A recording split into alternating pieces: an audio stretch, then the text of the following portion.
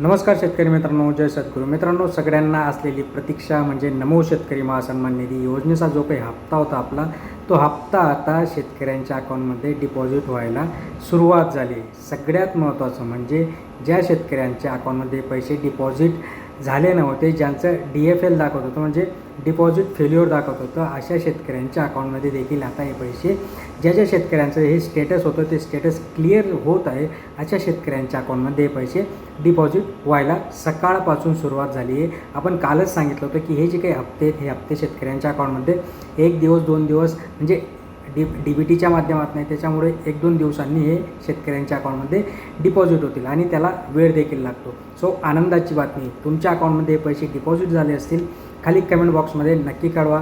जर झाले नसतील तुमच्या जिल्ह्याचं नाव कळवा, म्हणजे आपल्याला एक अपडेट तरी देता येईल इतर शेतकऱ्यांना की त्यांच्या अकाउंटमध्ये पैसे डिपॉझिट झाले आहेत का नाही. अतिशय आनंदाची बातमी. अशाच आनंदाच्या बातमीसाठी गुढीपाडव्याला येणार होती बातमी, पण काही कारणास्तव डिले झाली. हेच बँक आणि इयर एंडिंग या सगळ्या गोष्टींमुळे ते डिले झालं.